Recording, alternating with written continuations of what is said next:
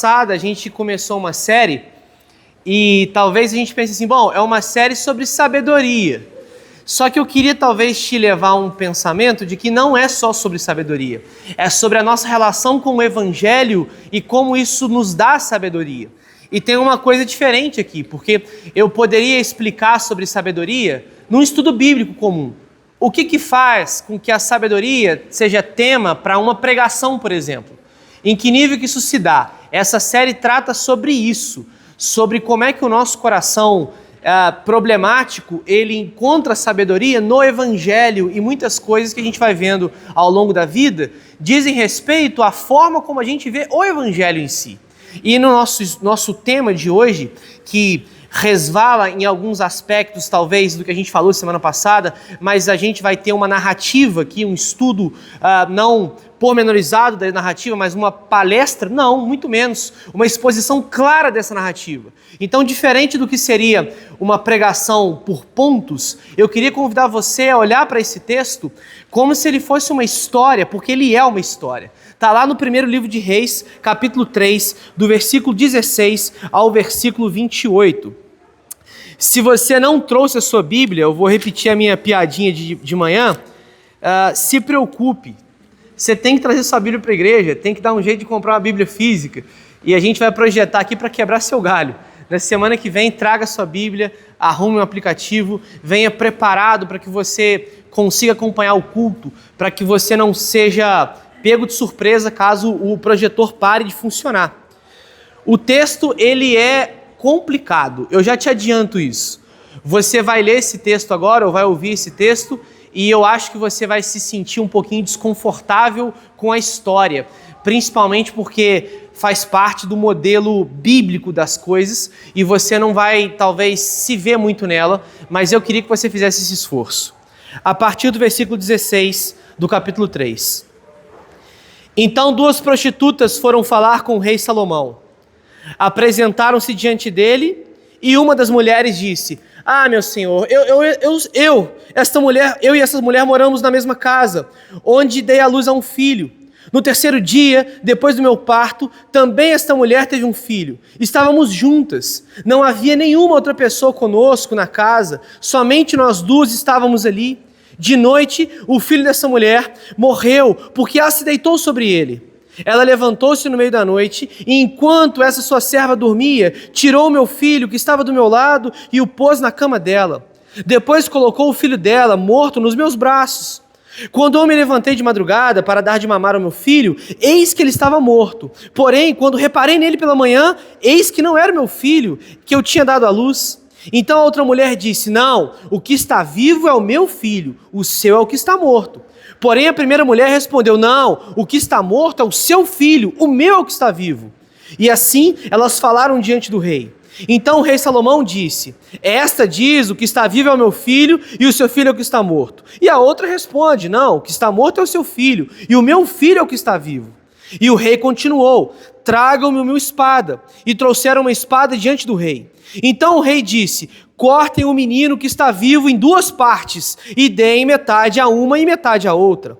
Então se aguçou o amor materno da mulher cujo filho estava vivo, e ela disse ao rei: meu senhor, deem a ela o menino vivo, não o matem de jeito nenhum. Porém a outra dizia: ele não será nem meu nem seu, podem cortá-lo ao meio. Então o rei disse: entreguem o menino vivo à primeira mulher, não o matem, ela é a mãe do menino.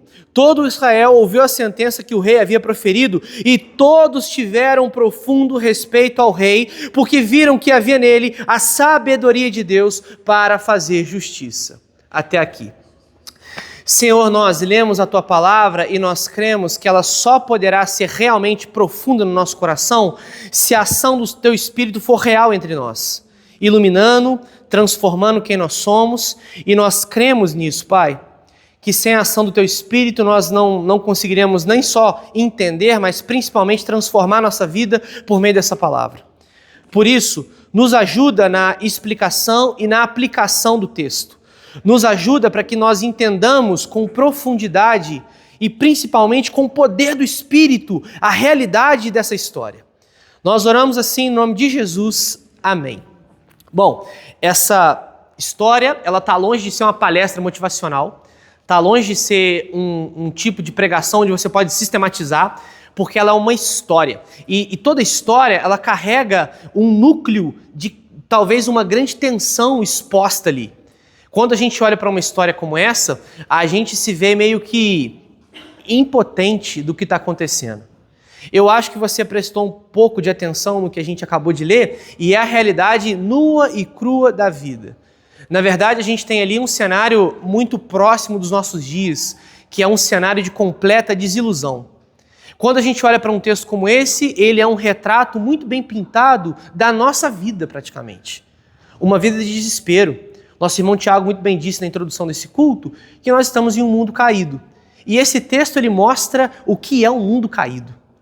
Eu queria, antes de entrar numa explicação mais clara de qual é a relação do texto com a nossa vida, que você entendesse essa história nos detalhes. E alguns detalhes são importantes.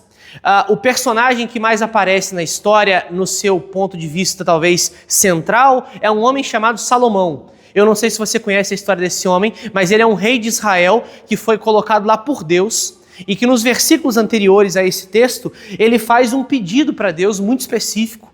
Deus se apresenta para ele, oferecendo a Salomão o que ele quisesse para que ele fosse potente o suficiente para governar Israel.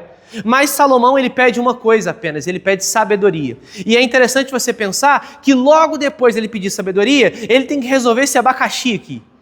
É basicamente como se ele tivesse pedido para Deus uma coisa e na contrapartida Deus falasse assim, eu vou te dar e você já vai usar isso agora, toma aqui um problemão para você resolver. E talvez alguns detalhes dessa história, eles não podem ser discernidos com a leitura do texto. Tem coisas que a gente não vai ficar sabendo do que aconteceu naquele momento. Mas muita coisa do que aconteceu naquele momento está relatada aqui nesse texto. E eu queria que você olhasse para essa história a partir não de pontos específicos, mas de cenas específicas. A primeira cena, por exemplo, nós somos apresentados aos dilemas dessa história. É uma história com alguns dilemas. E talvez você aqui não tenha percebido, mas não é só Salomão que está num beco sem saída. Aqui nós temos 3 personagens ou 3 perspectivas que sofrem de dilemas existenciais. Salomão talvez é o primeiro deles, que está logo de cara. A gente olha no texto logo de cara que essas 2 prostitutas se apresentam ao rei Salomão para julgarem uma causa. E um detalhe no texto que talvez não fica tão claro para nós é que Salomão é rei de Israel. E aqui nós temos um grande ponto de conflito, porque em Israel a prostituição não era legalizada como é nos dias de hoje. Uma prostituta naquele contexto, ela não só era alguém rejeitada pela sociedade, mas ela era necessariamente alguém que praticava o mal dentro de Israel. A prostituição naquele contexto não era bem visto. Não só por ser algo socialmente errado, mas por ser algo espiritualmente danoso para Israel. Israel era uma teocracia, ou seja, a religião de Israel tinha profunda influência com a sociedade de Israel. E a prostituição em Israel era uma evidência de que Israel estava em declínio. E imagina você, um rei, julgando a causa de 2 prostitutas. O dilema desse homem.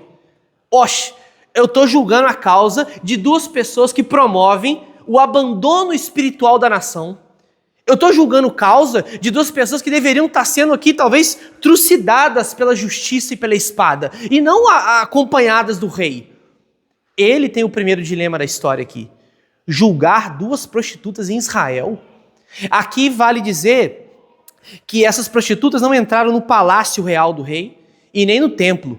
É provável que Salomão julgasse essas causas no lado de fora do palácio. Então chegava qualquer pessoa ali. E você imagina só, Salomão, um jovem rei de aproximadamente 16 a 20 anos ali, julgando 2 prostitutas na porta do seu palácio. É um cenário de profundo dilema para esse rei. Porque talvez era muito mais fácil para ele dizer assim, olha, eu não vou julgar essas 2 mulheres aqui. Elas estão envolvidas em práticas que estão acabando com a vida espiritual de Israel, vão para lá. Então a gente tem um primeiro dilema importante aqui, onde nós vemos que talvez a sabedoria de Deus, ela vai ser utilizada em contextos inóspitos, em contextos hostis, em contextos que não são convencionais. Principalmente nesse caso. pense você que quando Salomão julga essa causa, é um grande reflexo do que Jesus faz no Novo Testamento. Recebendo a sua presença, pecadores, prostitutas, publicanos. Isso é uma amostra de que o que nós entendemos como sabedoria passa por um crivo chamado graça e misericórdia, onde não é possível ser sábio sem ser misericordioso e gracioso da perspectiva bíblica. Pensa você, por exemplo, que quando você consegue olhar e perceber alguém sábio, necessariamente você vai perceber alguém gracioso e misericordioso. Não há como exercer sabedoria abandonando a graça e a misericórdia. Não há, por exemplo, como você ser alguém excelente nos negócios, excelente na família, mas ser alguém profundamente envolvido com uma prática obstinada de rejeitar os perdidos e as pessoas paralelas à sociedade. É estranho pensar que Salomão aqui, ele vai na contramão do que seria o posicionamento de muitos cristãos.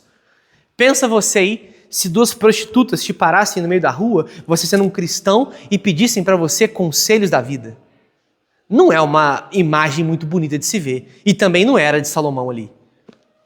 Imagina você com dois moradores de rua te parando no meio da rua, pensando assim, olha, ele comeu meu pedaço de pizza. E o outro falou, não, ele comeu meu pedaço de pizza.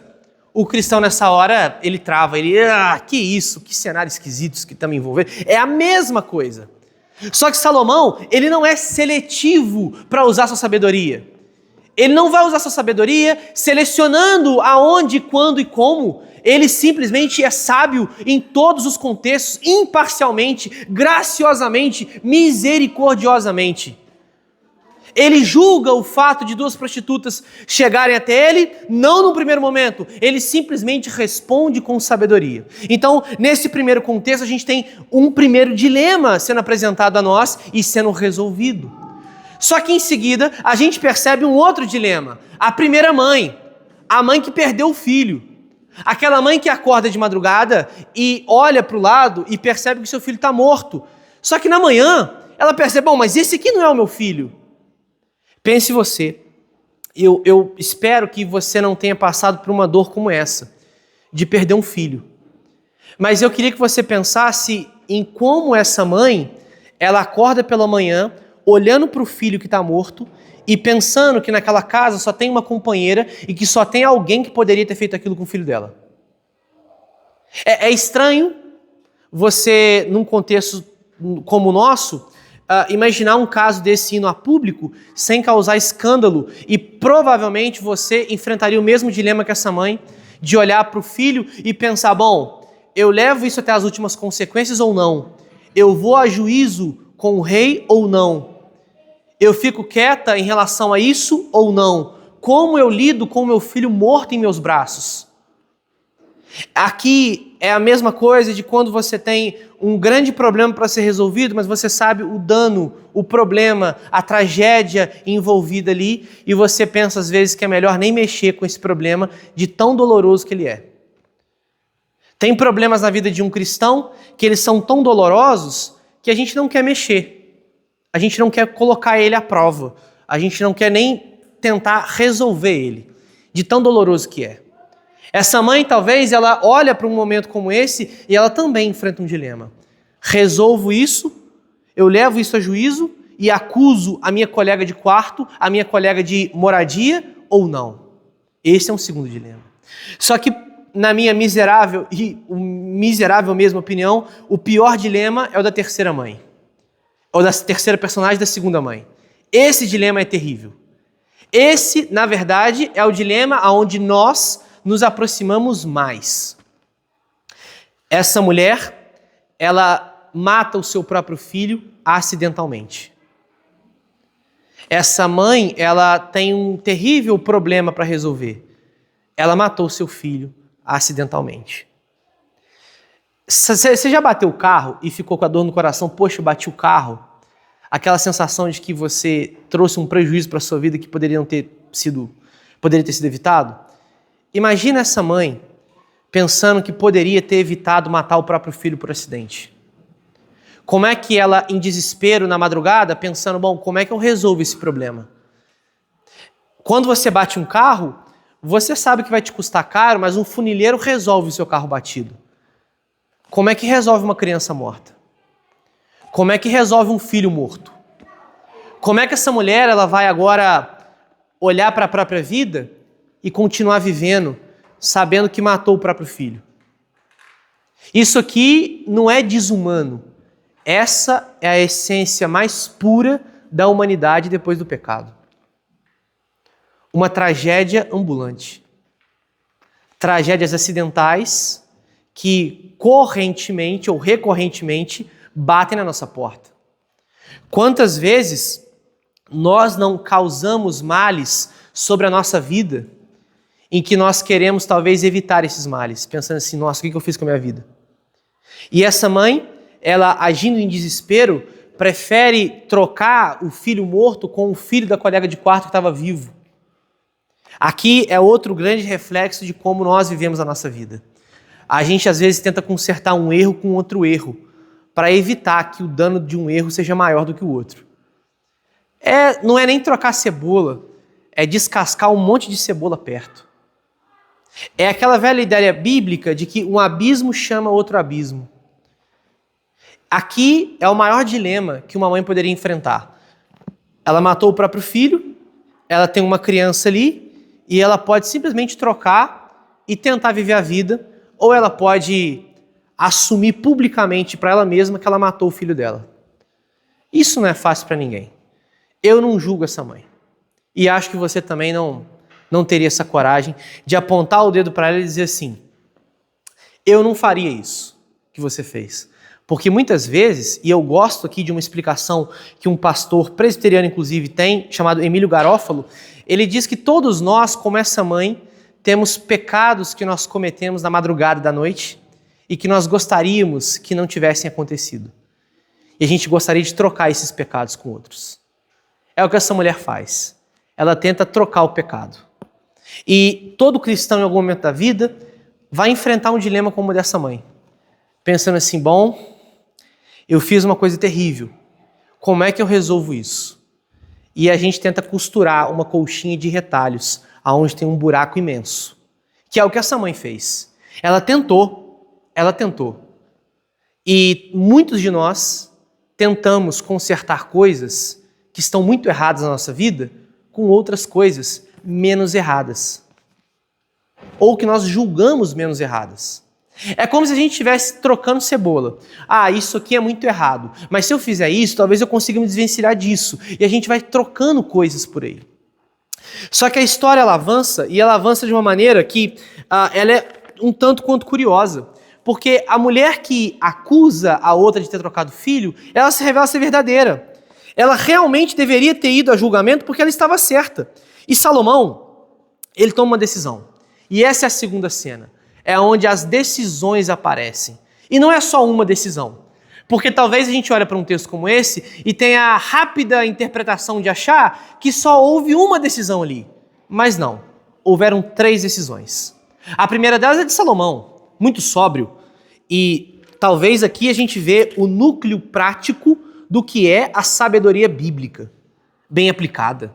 Salomão ele não se engana com as narrativas que são apresentadas, ele não se deixa levar pelo sentimento de ver as mães por ali, ele simplesmente aplica a sabedoria de forma sóbria. Uma lição valiosa do que a gente acaba de ver é que a sabedoria de Deus, ela transcende as narrativas que são apresentadas, como Salomão fez aqui. E é difícil para nós hoje. Uma sociedade como a nossa, que gosta de contar várias histórias sobre um mesmo fato, a gente tem a mania de se apegar sentimentalmente, ou de forma sentimental, a narrativas. A gente se apega muito rápido a uma história bem contada. A gente se apega muito rápido a um sorriso bem dado, a uma lágrima derramada, ao sentimentalismo.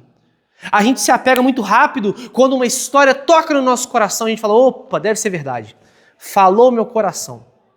Salomão não tem essa com ele. Ele é sábio e ele é sóbrio. Ele ignora as narrativas e ele vai aos fatos. Para nós, num tempo como o nosso, isso daqui é o ouro puro, meu irmão. Porque a gente não está acostumado a se ater aos fatos. A gente está acostumado a sentir. Eu sinto que isso aqui é assim. Sabe, eu orei, eu senti no meu coração que é assim para ser feito. E a gente vai conduzindo a nossa sabedoria não a partir dos fatos que estão acontecendo, mas a partir de impressões, de sentimentos, de questões nebulosas. A gente já falou disso semana passada, mas vale dizer aqui um exemplo prático de como alguém que é sábio vai além das histórias que estão sendo contadas e ele se atém aos fatos. Qual era o fato para Salomão? 2 mulheres contando histórias completamente diferentes e muito mal contadas, por sinal. O fato ali era esse. Uma história poderia ser mais bem contada que a outra, poderia ser mais bonitinha que a outra, mas Salomão ignora com imparcialidade para aplicar a sua sabedoria naquele caso. Aqui há uma grande lição que nós vimos durante a semana. Eu não sei se você viu, durante essa semana, alguns casos no nosso país levantaram algumas discussões sobre o quanto nós somos imparciais para opinar e para decidir sobre as coisas. E eu não vou aqui julgar o mérito se a condenação de um está certa e se a libertação do outro está errado, ok?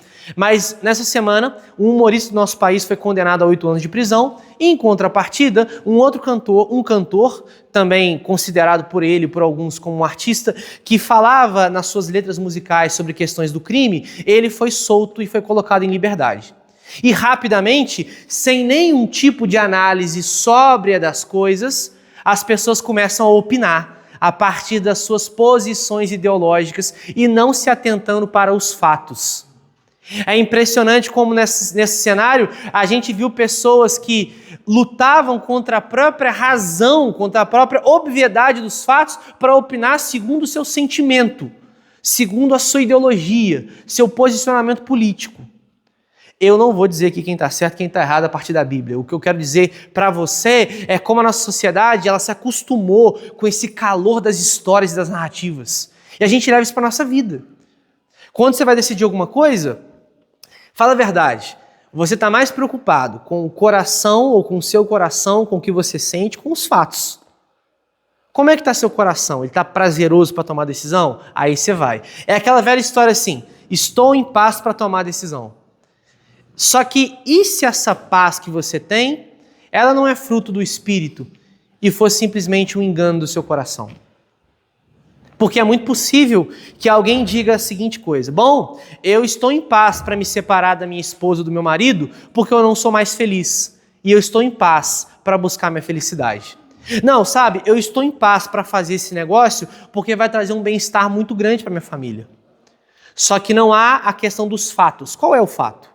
E Salomão aqui nos dá uma lição preciosa. A sabedoria de Deus, ela transcende o sentimentalismo, as narrativas e ela se atém aos fatos.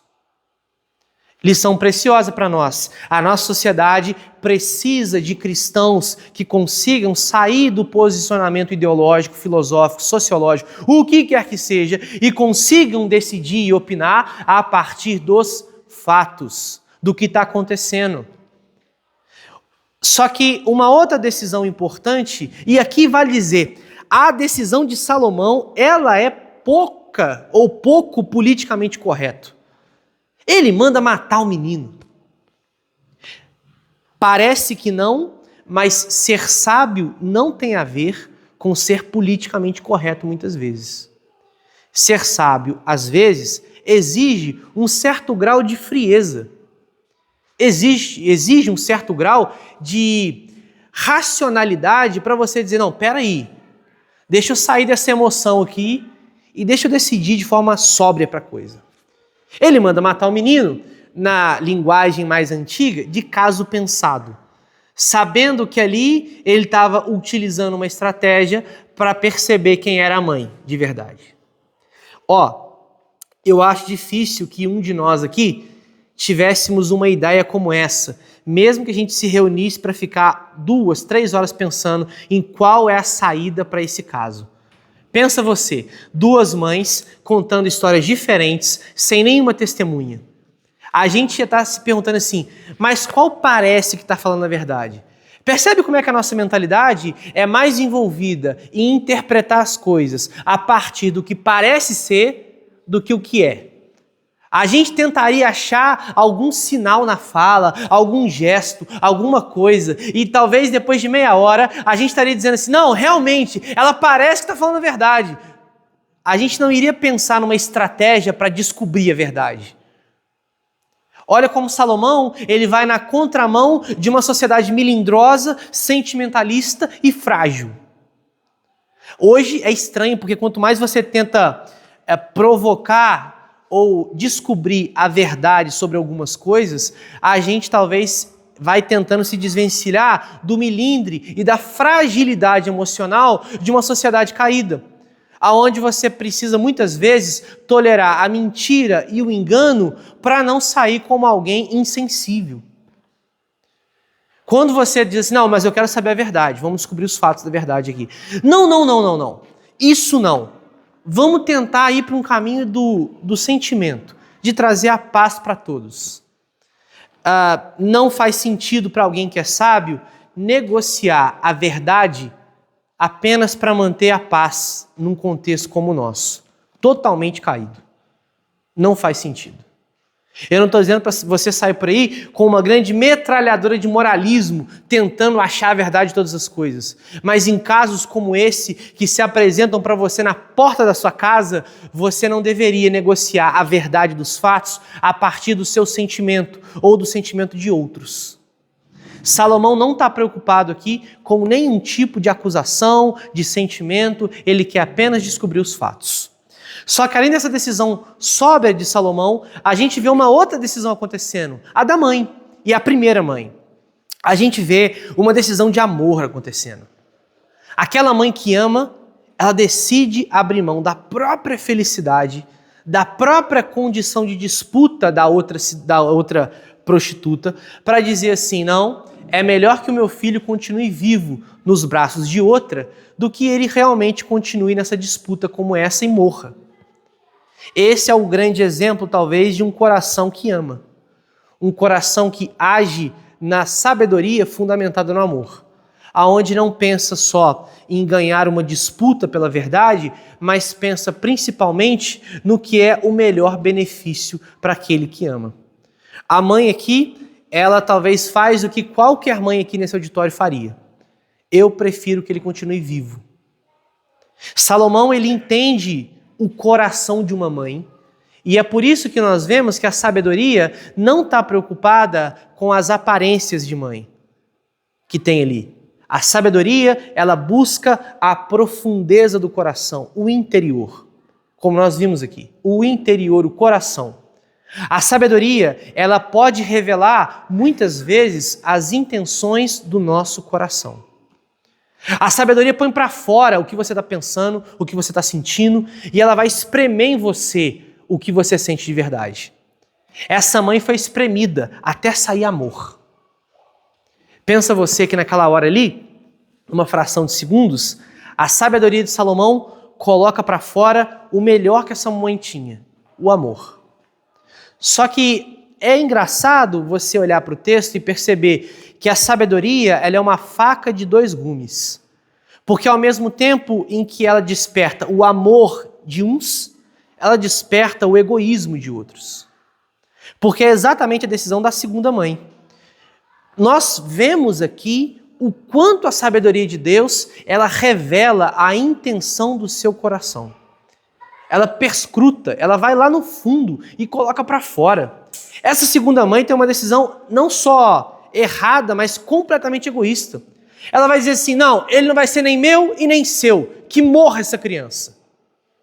Ou seja, numa história como essa, a gente está diante do maior problema do ser humano, o pecado.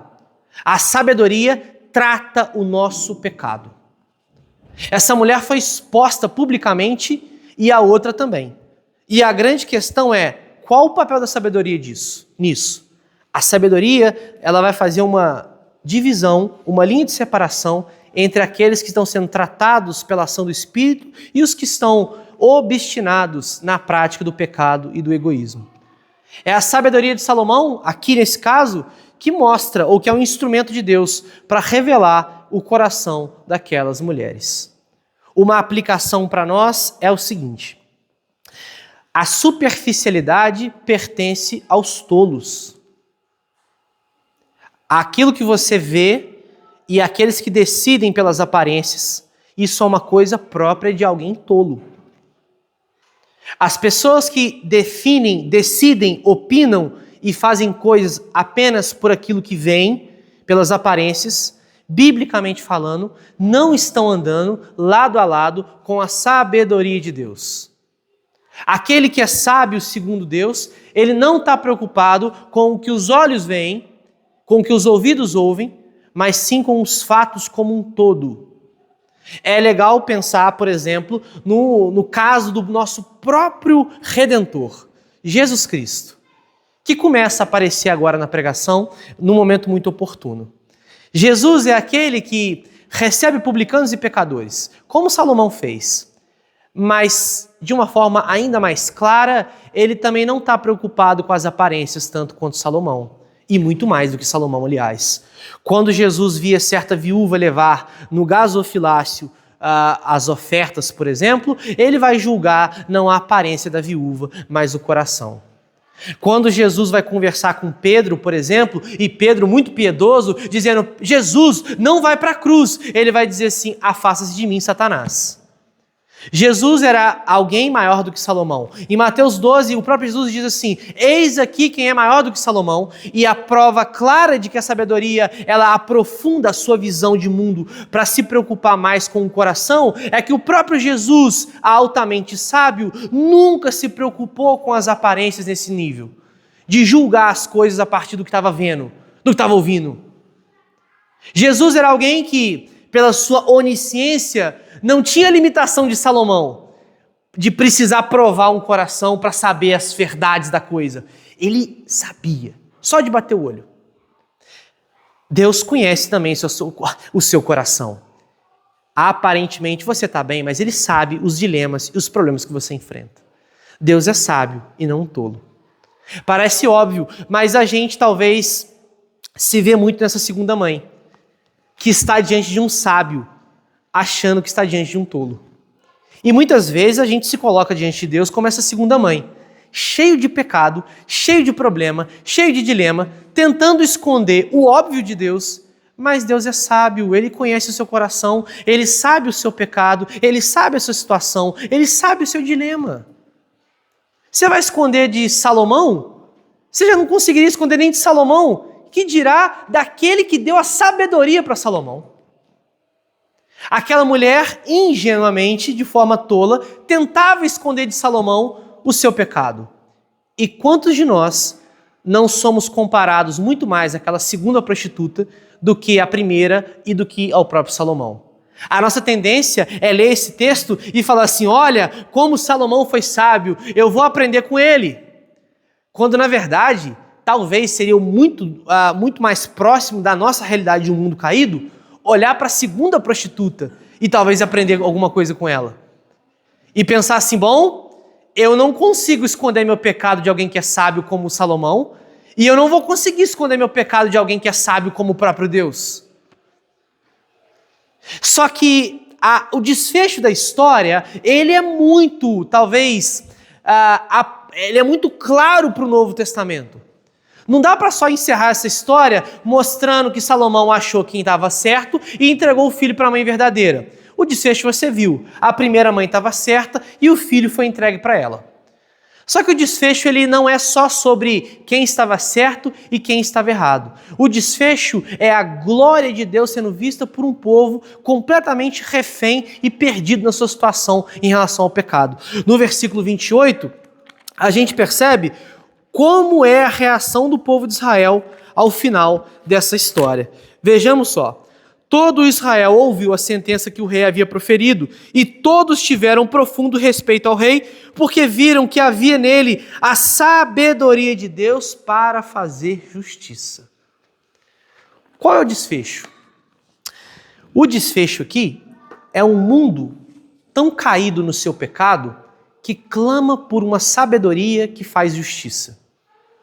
O desfecho é uma sociedade, um mundo perdido que quando vê alguém sábio diz assim: ufa, existe alguém sábio que consegue fazer justiça. O desfecho para nós é como esse texto é o grande retrato de um mundo caído que precisa desesperadamente da sabedoria de Deus.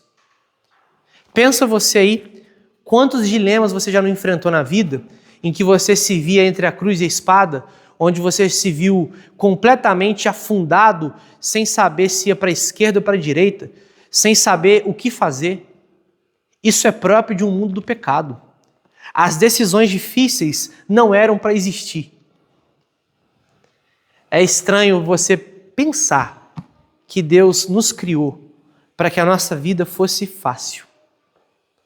O pecado, ele é o grande fundamento que orquestra as dificuldades na hora de tomar uma decisão. Toda decisão que você toma, quando você fala assim, nossa, que decisão difícil, é porque existe uma coisa chamada pecado. E está entranhado em todas as nossas decisões. É como um parasita que entra num corpo e fica drenando a sua energia. Esse é o pecado. Pensa numa decisão simples aí, simples. Comprar uma casa, comprar um carro, tudo se torna difícil por causa do pecado. Da menor escala à maior escala. O sistema econômico, a forma como a gente faz negócio, as nossas finanças, o nosso relacionamento matrimonial, as nossas amizades, tudo isso se torna complicado por causa do pecado. E é por isso que a gente precisa tanto de uma sabedoria como a sabedoria de Deus. Só que aqui, o texto ele nos mostra algo que fica meio sombreado na realidade do Antigo Testamento. Sabe por quê? Salomão resolveu um grande dilema. Eu acho que eu não preciso levantar aqui uma enquete para saber assim, quem de nós teria condição de resolver esse problema aí? Ninguém. Só que Jesus, que se identifica como alguém maior do que Salomão, ele resolveu um dilema muito maior. Muito maior. Aquele dilema das mães, ele era realmente complicado. Mas mais complicado do que o dilema das mães era o nosso dilema em relação a Deus. Pensa aí, por favor. Você é alguém digno de ser amado por Deus? Você é alguém que olharia para Deus dizendo assim, Deus, diante da minha beleza, da minha justiça, da minha santidade, o Senhor agora, eu vou deixar o Senhor ser meu Pai.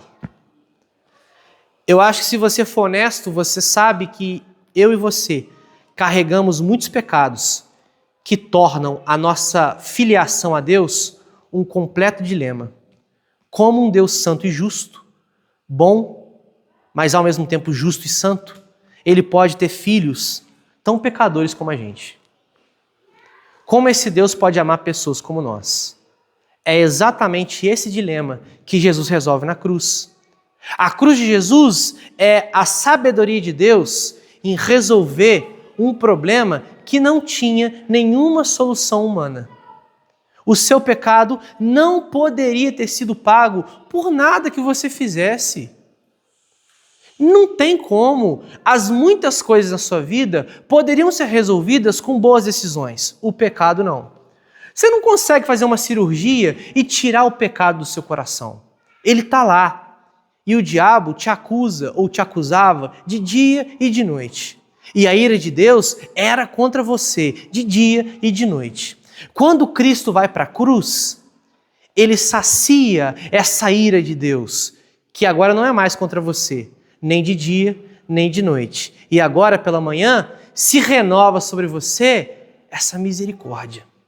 Olha que coisa. Uma ira que era sobre você sem fim, agora começa a jorrar misericórdia pela manhã sobre a sua vida.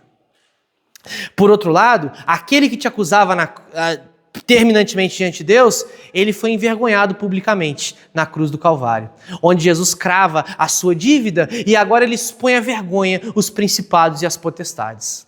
Jesus resolve um dilema que a gente não conseguiria resolver.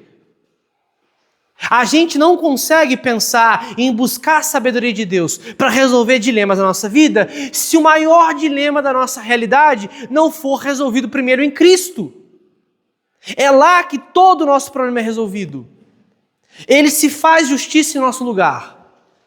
O texto de Colossenses 1, ele nos ajuda a entender como é que Jesus resolve na prática, e na prática mesmo, não é na teoria, esse dilema. Porque lembrem-se, a sabedoria é prática. Jesus não vai conversar com o pai, dizendo assim, pai, dá uma aliviada para a galera lá, galerinha boa, tem jeito, hein? Tem potencial. Jesus não faz isso. Ele vai na prática resolver a parada. Versículo 13, Colossenses 1. Ele nos libertou do poder das trevas e nos transportou para o reino do Filho do seu amado, em quem temos a redenção, a remissão dos pecados. Ele é a imagem do Deus invisível, o primogênito de toda a criação, pois nele foram criadas todas as coisas, nos céus e sobre a terra, as visíveis e as invisíveis, sejam tronos, sejam soberanias, quer principados, quer potestades, tudo foi criado por meio dele e para ele. Ele é antes de todas as coisas, nele tudo subsiste. Ele é a cabeça do corpo, que é a igreja. Ele é o princípio, o primogênito entre os mortos, para ter a primazia em todas as coisas. Porque Deus achou por bem que nele residisse toda a plenitude e que, havendo feito a paz pelo sangue na sua cruz, por meio dele reconciliasse consigo mesmo todas as coisas, quer sobre a terra, quer nos céus. E vocês que no passado eram estranhos e inimigos no entendimento pelas obras más que praticavam, agora, porém, ele os reconciliou no corpo da sua carne, mediante a sua morte, para apresentá-los diante dele, santos, inculpáveis e irrepreensíveis. Que dilema é esse, hein? Você agora é alguém considerado santo diante de Deus. Mas por quê? Porque um homem foi para a cruz no seu lugar e cumpriu toda a lei que você não poderia cumprir. Ora, não há decisão mais difícil do que essa, de um Deus entregar o próprio Filho no seu lugar. Qual é a decisão que você tem para tomar hoje que se compara a essa decisão? Do pai entregar o filho no lugar de pecadores. As decisões difíceis e a sabedoria de Deus são plenamente explicadas e vistas no fato de que o pai entrega o filho por amor de pecadores. Isso aqui é a maior decisão da história. E eu não quero aqui atenuar os seus problemas dizendo assim, você não tem problema não. Mas eu queria que você pensasse em quantos problemas você tem e olhasse para essa sabedoria que você acabou de ouvir. Nenhum problema que você tem que resolver, ele se compara a você sair por aquela porta dizendo assim, agora estou reconciliado com Deus e não pesa mais sobre mim nenhuma acusação, nenhum tipo de condenação. Eu agora sou filho de Deus. Que é isso, meu irmão? Não tem decisão que te assuste. Não tem decisão que te assombre. Não tem decisão que te paralise. Você agora é nova criatura, é filho amado, é parte do povo de Deus. Não há decisão que te assuste. Se Deus entregou o próprio Filho por amor de você, por seu amor, como não te dará juntamente com Ele todas as outras coisas? Ora, se Deus decidiu a coisa mais difícil em seu favor, como Ele não decidirá as outras coisas em seu favor também? Porque, afinal de contas, todas as coisas cooperam para o seu bem. Essa é a sabedoria de Deus, em orquestrar o cosmos para que o povo dele experimente o amor indizível no meio de decisões difíceis e de um mundo caído. A melhor história de um cristão não é quando ele conta uma vitória. A maior história de um cristão é quando ele conta uma derrota dizendo assim, mas mesmo assim eu consegui dar glória a Deus. Isso sim é a decisão difícil sendo vivida pela sabedoria de Deus. Você imagina só que aquela segunda prostituta, ela tinha dois caminhos. Reconhecer o seu pecado e dizer, Senhor, me livra. Ou persistir na prática do pecado, um pecado após outro, um pecado após outro. E um exemplo claro de quando você é um cristão verdadeiro é que você, à medida que vai pecando, vai abandonando o pecado e não persistindo nele para que ele continue se acumulando sobre você. E você entende, então, que por mais que a sua vida está completamente bagunçada, existe um lugar de perdão e de recomeço. Aquela mulher não conhecia Jesus ainda. Você é apresentado a ele hoje. Não há nenhum pecado, nenhuma decisão errada que você tenha tomado antes que te coloque numa situação como a dessa mulher, onde você precisa cobrir um pecado com outro pecado. Hoje, em 2025, depois da vinda de Cristo, o que cobre o seu pecado não é outro pecado, é o sangue do Cordeiro. Você não mais precisa ficar aprisionando pecados e acumulando coisas. Abandona e simplesmente viva a graça de Jesus sobre a sua vida. Nós temos diante de nós o corpo e o sangue de Cristo, e aqui nós temos a grande manifestação do que é o fortalecimento do cristão para a sua vida até a volta do rei. Sabe por quê? Uma coisa legal. Você ouve uma pregação como essa e fala assim, poxa, que legal, né? Eu sou um cristão, mas meus problemas estão lá. Cheio de problema para resolver. Eu sei. Quem não tem boletos e problemas que atire a primeira pedra nessa noite. Só que a grande promessa de Deus para nós é isso aqui, ó. Quer ver? Isso aqui, meu irmão, é para você esquecer aquele boletim que está te incomodando. Apocalipse capítulo 21, o texto diz assim, e vi novo céu e nova terra, pois o primeiro céu e a primeira terra passaram, e o mar já não existe. Vi também a cidade santa, a nova Jerusalém, que descia do céu da parte de Deus, preparada como uma noiva enfeitada para o seu noivo. Então ouvi uma voz forte que vinha do trono e dizia, eis o tabernáculo de Deus com os seres humanos, Deus habitará com eles serão povos de Deus, e Deus mesmo estará com eles e será o Deus deles. Ele lhes enxugará os olhos de toda a lágrima, e já não existirá mais morte, já não haverá mais luto, nem pranto, nem dor, porque as primeiras coisas passaram.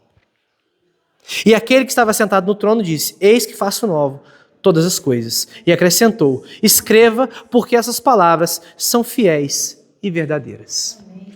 Aquela mulher não tinha a esperança que nós temos. Aquela mulher, ela quando viu o filho dela morrer, o que restava para ela era choro. Para nós hoje, o que nos resta é riso. Não agora, talvez. Talvez seu problema não vai ser resolvido agora. A grande promessa para nós é que Cristo promete uma vida do porvir, aonde a sua dor vai ser curada completamente, a sua lágrima vai ser enxugada completamente, onde não vai haver mais morte. A gente suspira dizendo assim, Senhor, chega esse dia. Mas até lá, você vai ter que aguentar um cadinho aí, segura que vai passar, vai ser rápido, alguns anos, no máximo 90, 100 anos aí. Se você for muito bom, 110. É pouco. No último suspiro, você vai respirar aliviadamente na eternidade. Até lá, ele nos dá esses dois elementos. O vinho e o pão, que representam o seu corpo e o seu sangue, que foram entregues em favor de nós. O sangue da nova e eterna aliança. Esse corpo que foi esmagado para resolver o seu dilema. E esse sangue que foi completamente vertido na cruz, para saciar a justa ira de Deus. Eu quero orar com você para que a gente separe esses elementos do uso comum e nós participemos juntos da ceia. E eu queria que você refletisse sobre isso, porque isso aqui não é só farinha e não é só vinho do ponto de vista espiritual. Espiritualmente falando, aqui você tem renovo para a sua vida. Os cristãos experimentam pouco da ceia porque esperam pouco da ceia. Eu estou não te prometendo R$1 milhão na conta, o que eu estou te prometendo é um coração cheio do Espírito e aliviado pela graça por meio da ceia. Aliás, eu não. Quem te promete isso é o seu irmão mais velho que te serve o pão e o vinho, Jesus Cristo. Oremos. Senhor, a Tua palavra nos garante que a ceia é o grande sinal e selo da aliança que nós temos com o Senhor até a Tua volta. Na ceia, Pai, nós temos a garantia de que o Senhor volta para buscar a sua igreja. E não só para buscar e arrebatar